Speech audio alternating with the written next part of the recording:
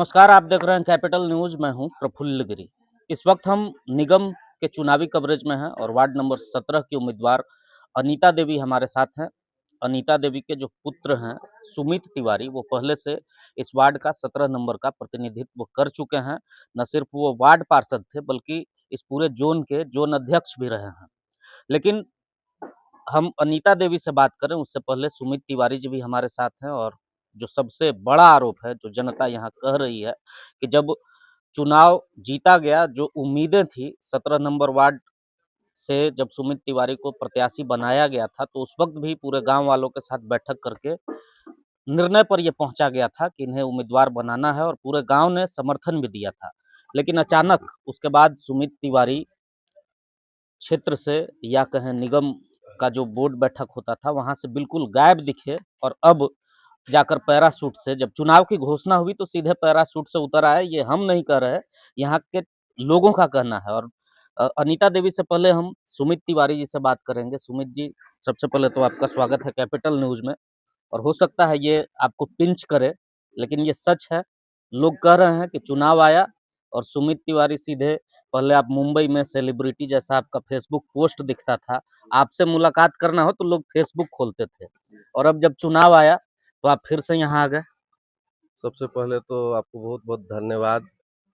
जो आप ये आरोप, कम से कम आपके अंदर इतना क्लैरिटी है कि आप सीधे तौर पे आके मुझे ये आरोप बताए, मुझे बहुत अच्छा लगा। ये आरोप हम नहीं लगा रहे, ये जनता का सवाल है, जनता के द्वारा हमें पता चला। और बिल्कुल, तो जनता का बात हमारे तक अगर आप लेके आए, इसके लिए आपको एकदम साधुवाद है, धन्यवाद है। जनता को मेरा प्रणाम, वार्ड 17 के तमाम लोगों को, अभिभावक को, मेरे भाई बंधुओं को, माताओं बहनों को मेरा प्रणाम है। सबसे पहले ये आरोप बहुत सही है, बहुत सही आरोप है, इसमें कहीं मैं इससे पीछे नहीं हट रहा हूँ। और इसके लिए मैं क्षमा प्रार्थी भी हूँ। गायब होना हमारा शौक नहीं था, हमारी कुछ पर्सनल मजबूरियां थी। एकल परिवार से आता हूँ मैं, हमारा 2-3 पीढ़ी इकलौता रहा है, पिताजी भी इकलौते थे, दादाजी भी इकलौते हैं।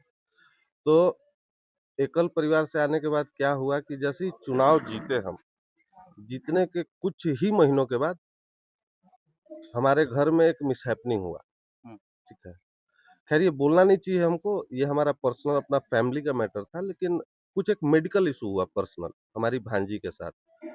ये नेशनल न्यूज पे चला था कि मेरी बहन आई थी मायके मेरे घर पे, तो उसकी बच्ची खेलते खेलते गिर गई थी, सर पे चोट आया, वो कोमा में चली गई। तो पहली बार उसका इलाज के लिए हम उसको यहाँ से एयर एम्बुलेंस से दिल्ली लेके गए, रानी हॉस्पिटल से। और एयर एम्बुलेंस से दिल्ली लेके जाने के क्रम में एक नियम हमने बनाया ग्रीन कॉरिडोर का, वो नियम मेरा बनाया हुआ है। तब से अभी तक पूरे झारखंड में लागू है ग्रीन कॉरिडोर। अगर कोई किसी का सीरियस तबीयत खराब है तो उसके लिए इमरजेंसी सिचुएशन में ग्रीन कॉरिडोर, तो उसका शुरुआत हमने किया भांजी को बचाने के लिए। और यहीं तक नहीं, मैं दिल्ली में भी ग्रीन कॉरिडोर बनवाया था, एयरपोर्ट से सर गंगाराम अस्पताल तक। तो ये मेरा पर्सनल चीज है, ठीक। लेकिन 2 साल का उसका मेहनत करने के बाद, हॉस्पिटल हॉस्पिटल घूमने के बाद भी मैं उसको बचा नहीं पाया, क्योंकि फर्ज मेरा था, घटना मेरे घर की हुई थी, तो उसमें इन्वॉल्वमेंट मेरा रहा उधर। लेकिन इस इन्वॉल्वमेंट के बीच में भी मैंने बोर्ड का मीटिंग मिस नहीं किया है। जो भी ना आपने बोला कि आप बोर्ड में नहीं थे, बोर्ड का कोई मीटिंग मैंने मिस नहीं किया है, पहली बात। दूसरी बात, हमारा वार्ड, क्योंकि आप सब न्यूज़ कवर कर रहे हैं, मतलब नगर निगम से रिलेटेड, बजट से रिलेटेड सब चीज़ आपके पास जानकारी है। जितना भी बजट आया है, जितना भी फंड आता है नगर निगम में, वो डिवाइडेड बाय 35 भगा 35 होता है। ठीक है, जो अपना विधायक का, सांसद का, माननीय जो भी है, मेयर, डिप्टी मेयर, सबके हिस्से के बाद जो बचता था उसमें भगा 35 होता था। तो ये तो स्वाभाविक सीधा सा बात है कि उतना ही काम हमारे वार्ड में भी हुआ है, उतना ही विकास योजना हमारे वार्ड में भी हुआ है जितना बाकियों जगह हुआ है। ठीक है, ये एक पार्ट रहा मेरे लाइफ का गायब होने का। जैसे मेरे भांजी का डेथ होता है, तुरंत लग जाता है लॉकडाउन। लॉकडाउन में भी मैं यहाँ था। ठीक है, जितना हमसे बन पाया हम थे, क्योंकि अब सब लोग मैं खुद कोविड पॉजिटिव हो गया था, तो थोड़ा बाहर-वाहर निकलना कम था, लेकिन जितना बन पाता था अपने लोगों के लिए मैं खड़ा रहता था। ऑल ऑफ द सडन एक और घटना मेरे लाइफ में हुआ है। लॉकडाउन के पीरियड में ही एकाएक मेरे पिताजी का तबीयत खराब हुआ और उनको कैंसर डिटेक्ट हुआ, वो भी स्टेज 3 का। यहाँ के सारे डॉक्टर हाथ उठा दिए, मुझे लेके मजबूरी में उनको मुंबई जाना पड़ा। मेरे पिता मेरे रीढ़ थे, ठीक है? उनका इलाज, उनको बचाना मेरा वही एक लक्ष्य हो गया था। लेकिन इलाज के दौरान भी मेरे ध्यान में, मेरे वार्ड में, मेरे निगम में, मेरे जनता हमेशा रहे हैं। मेरा प्रतिनिधि मेरा प्रतिनिधित्व करने के लिए हमारे बड़े भैया हमेशा संतोष भैया रहे हैं। किसी का डॉक्यूमेंट पूरे वार्ड में आप पूछिएगा, जो जनता आपसे ये आरोप लगाया है, उनसे ज़रूर पूछिएगा कि किसी एक का डॉक्यूमेंट का काम रुका है क्या? ठीक है? जिस भी लाभुक को उसका ऑथेंटिक डॉक्यूमेंट मिला है, उसको सरकारी योजना का लाभ मिला है या नहीं, चाहे वो सरकारी आवास हो, चाहे वो नाली हो, चाहे वो बिजली हो। डॉक्यूमेंट का ज़रूरत इसका नहीं था, डॉक्यूमेंट का ज़रूरत आवास का था। लेकिन आवास के बाद जो भी मूलभूत सुविधाएँ होती हैं, नाली, बिजली, पेयजल का काम आप सामने देख रहे हैं कि चल ही रहा है। जैसे सभी वार्डों में चल रहा है, यहाँ भी चल रहा है। तो हमारा काम, हमारा वार्ड में जो भी योजना है वो मतलब वंचित नहीं है।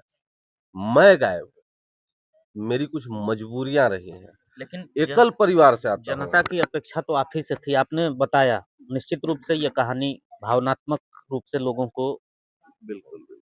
महसूस करेंगे लोग।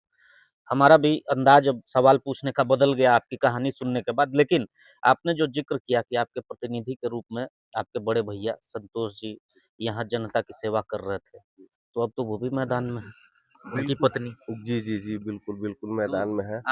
आप जिन्हें बनाया, जिस तरीके से चंपई सोरेन को एक बार हेमंत सोरेन जब अपने हालाँकि वो केस में जेल गए थे और उन्होंने प्रतिनिधित्व का मौका दिया और बाद में उनके खिलाफ में वो खड़े हो गए, तो कहीं वही स्थिति आपके साथ भी है। जनता के बीच जुड़े हुए रहे हैं संतोष जी, आपके भैया, मौका दिया आपने, लेकिन इस बार फिर वो अब अपनी पत्नी को चुनावी मैदान में उतारे हैं, तो फिर जनता को आप कैसे पाट पाएँगे? देखिए मुझे एकदम बिल्कुल दिल की बात आपको बताता हूँ। मेरी जो मौजूदगी नहीं रही थी इतने टाइम तक, तो मैं खुद चुनाव लड़ना नहीं चाहता था, लोग नाराज़ थे और महिला सीट भी हो चुका था। मुझे हिम्मत नहीं था चुनाव लड़ने का। तो मैं खुद संतोष भैया को बोला था कि भैया आप आगे आइए, चुनाव लड़िए, जितना हमसे बनेगा मैं समर्थन करूँगा। प्रस्तावक के रूप में, समर्थक के रूप में जहाँ आपको मेरे डॉक्यूमेंट की आवश्यकता हो मैं दूँगा, मैं उनको बोला हूँ ये बात। लेकिन इन दिनों मैं 15-20 दिनों से लगातार यहीं था, मुझे बहुत अनेकों चीज़ सुनने को मिला, अजीब-गरीब जो मैं बयान नहीं कर सकता हूँ, उचित नहीं होगा ये बात बोलना, कभी भी नहीं होगा। मैं मायूस सा रह रहा था तो मेरी माताजी पूछी हुआ क्या? क्यों मतलब ऐसे उदास क्यों चेहरा लटका के रहे हो? हम बोले चुनाव आ गया है। अच्छा नहीं लग रहा है, याद आ रहा है सब कुछ, बहुत मेहनत किए थे। तो बोली प्रॉब्लम क्या है? हम बोले महिला सीट है। तो मैं हूँ ना। हम बोले नहीं अच्छा नहीं लगेगा, बहुत बदनामी पहले भी हो चुका है। तो मेरी माँ बोली कि बदनामी अगर हो चुका है, तो मैदान छोड़ दोगे तो कैसे होगा? वो तो फिर धब्बा आजीवन रह जाएगा। मैं लड़ूँगी तुम्हारे लिए, तुम बेफ़िक्र रहो, आओ। जो भी धब्बा लगा है, जो गायब और पैराशूट और फ्लाइट और मुंबई और फेसबुक और ये वो, तो ये सब तुम्हारा उसी से धोया जाएगा। तुम काम करोगे, लोगों के बीच रहोगे, अब तो कोई काम है नहीं। जो जनसेवा का काम शुरुआत किए तो वो करो, ठीक है? एक और बात, बम्बई में रह के फ़िल्मी सितारों के साथ और फ़िल्मी और फेसबुक और इंस्टाग्राम पे जो आप लोगों ने देखा, तो मैं बहुत सीधा-सा बात बोल रहा हूँ। मैं सेक्रेड हार्ट स्कूल का स्टूडेंट हूँ, ठीक है? कमाना बहुत पहले से चालू कर दिया था। बहुत मतलब जब मैं ग्रेजुएशन कंप्लीट भी नहीं था तब से कमाना चालू कर दिया था। मुंबई मेरे लिए नया शहर था, इलाज था, माँ-पिताजी 2 लोग। हमारा परवरिश उस हिसाब से नहीं रहा है कि 24 घंटा माँ-पिताजी के सामने रहें। हफ्ता में 2 दिन हॉस्पिटल जाना होता था, बाकी का समय में मैं विचलित हो जाता था। तो अपने जो भी संपर्क के लोग थे, ये बहुत आसान था और हर किसी के अंदर ना एक कला छुपा होता है। सबके अंदर एक कलाकार छुपा हुआ होता है, मेरे अंदर भी था। ऐसा दोस्त, ऐसा माहौल मिल गया, मैं उसको इनकैश किया। हम बोले कि बैठे-बैठे करेंगे क्या? शायद मेरा भी अगर उसमें कुछ आगे बढ़ जाए तो अच्छा, क्या उससे बुरा है? अपना इनकम का जरिया बना लिया। बिल्कुल, बिल्कुल, उसको मैंने अपना व्यवसाय बनाया। आज मेरा बिल्कुल अपना एक चैनल रन कर रहा है, आप देखे भी हैं व्यक्तिगत तौर पे, ठीक है? तो वो मेरा एक व्यवसाय है, उसको मेरा लाइफ़स्टाइल से, मेरा चुनाव से या मेरे वार्ड के जनता से उसका कोई कनेक्शन नहीं है। वो मेरा एक अलग व्यवसाय है। मैं यहीं हूँ, यहीं रहूँगा और यहीं काम करूँगा। जब माँ ने इतना सपोर्ट किया है खुल के, तो बता रहा हूँ कि उदाहरण दूँगा ऐसा, भूल नहीं पाएगा लोग। बहुत-बहुत तो माँ धन्यवाद। बस चेहरा हैं और क्षेत्र में सक्रिय रूप से आप रहेंगे। बिल्कुल, बिल्कुल, अब मान के चलिए कि महिला सीट है, तो हमारे पास ऑप्शन माताजी के अलावा तो और कोई था नहीं और सब कुछ तो बता ही दिया आपको। लेकिन एक एक सवाल और हम एक अंतिम सवाल जिज्ञासा मेरे मन में आ गया आपके बातचीत से। आपने बताया कि आपका सारा काम आपके बड़े भैया देखे। हुँ, आपने चुनाव में उन्हें उतारने की महत्वाकांक्षा भी आपने पैदा कराई, हुँ, बतौर प्रस्तावक और समर्थक भी आप बनना चाहे। फिर जब घर में आपकी माँ का ममता जगा और उन्होंने आपसे पूछ लिया और वो तैयार हो गईं हुँ, कि जो दाग लगा है उसको वो करके धोना है, हुँ। तो फिर आपने बातचीत किया अपने बड़े भैया से। हाँ, मैं बोला कि भैया पहले तो मन नहीं था लेकिन अ, मैं लड़ूँगा चुनाव। मान जाइए आप, मैं उनसे रिक्वेस्ट किया, बाकायदा उनका पैर पड़ा, भैया ठीक है। हुँ, वो नहीं समझ पाए कि ये कारण क्या है। मैं अपने ऊपर का ये आरोप, ये दाग, ये धब्बा धोना चाहता हूँ। वो इसको अपने स्वाभिमान के रूप में लिए। हुँ, उनको लगा कि मैं उनका बेइज़्ज़ती कर रहा हूँ, उनको आगे बढ़ा के फिर पीछे खींच रहा हूँ, तो ऐसा हुँ। नहीं था। मुझे ये प्रतीत हुआ कि मुझे ये करना चाहिए, नहीं तो वाक़ई में ये धब्बा हटेगा नहीं, ये आरोप हटेगा नहीं। बाकी विशेष कुछ नहीं है, कोई जाति दुश्मनी नहीं है, हमारे पूजनीय हैं, आदरणीय हैं, हमारे बड़े भैया हैं और हमारी शुभकामनाएँ उनके साथ हैं। दोनों हम लोग भाई अपना-अपना मेहनत कर रहे हैं, ठीक है? बाकी जनता का प्यार। चलिए और अब हम जो प्रत्याशी हैं अनीता देवी इनसे भी बात करेंगे। आपके बेटे से हमने बात की, इन्होंने सारा कहानी बताया। आप अपने बेटे पर जो आरोप लगा है उसको दूर करने के लिए चुनावी मैदान में उतरी हैं। निश्चित रूप से एक माँ का ये कर्तव्य होता है, कोई भी माँ अपने बेटे का भला चाहती है। लेकिन इन सबों के बीच क्षेत्र में तो आपको जाना है। पहले जो काम हुआ है वो भी देख रही हैं, जो करना है वो भी डिस्कस हो रहा होगा, बोर्ड में आप बैठेंगी। तो वार्ड नंबर 17 को लेकर आपकी क्या प्राथमिकता है, क्या विज़न है, क्या यहाँ करना चाहेंगी? सबसे पहले तो मैं सभी अपने बड़ों को प्रणाम करती हूँ, छोटे को आशीर्वाद देती हूँ और क्या बताऊँ जो मेरा बेटा पर दाग और धब्बा लगा है, तो ये सही बात है कि मुझे क्या दर्द हो रहा है और मेरा बेटा के साथ क्या दर्द हो रहा है, वो तो सिर्फ़ आप लोगों के समक्ष बैठने के बाद ही आप लोग को समझ में आ गया होगा कि कारण क्या था। बातें बनाना नहीं आता है, मुझे दिखाना आता है।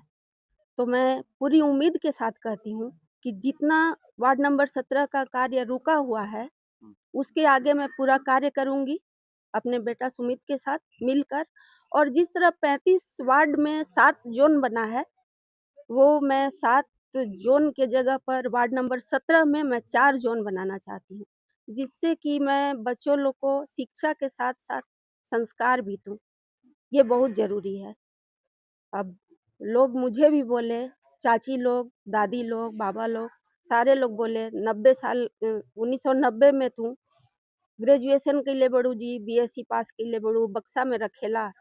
अभी तो देखावा आपन, रूप थोड़ा देखावा, अभी समय आ गइल बा। बेटा पीठ पर तैयार हौ, तू आवा सामने मैदान में, हमरन पूरा तोहर साथ ही। 1986 में मेरी शादी हुई है। पूरे गाँव में आप लोग मेरे बारे में सिर्फ़ और सिर्फ़ मेरे बारे में पूछ लीजिएगा। मैं घर की कैसी सांस्कारिक बहू, पत्नी और माँ हूँ। नहीं, वो तो बाकी तो हमारे बातचीत में भी झलका कि किस तरीके से अपने पिता के लिए अपने करियर को आपके बेटे ने दाँव पे लगा दिया, तो ये तो झलक रहा है। तो थोड़ा देर के लिए तो मैं सोची थी हुँ, कि बेटा थोड़ा अपसेट है, हुँ, लेकिन जब मैं गाँव में रहने लगी, अगल-बगल घूमने लगी, तो मेरे को पता चला कि हमको मेरा बेटा का साथ देना ज़रूरी है, ताकि लगा हुआ दाग मिट सके और वो मैं मिटा के दिखाऊँगी। उम्र कितना हो रहा है आपका? मेरा उम्र 56 हो रहा है। 56 साल की उम्र में हौसले बुलंद हैं। बेटा पर लगा दाग को धोना है और पति को खोने के बाद, अपने घर के परिवार की नतनी को खोने के बाद भी जिस तरीके से इन्होंने ये इनिशिएटिव कदम उठाया है, अब जनता कितना साथ देती है, ये तो देखने वाला वक्त बताएगा। कैपिटल न्यूज़ पर आप देखते रहिए निगम से जुड़ी हर जानकारी।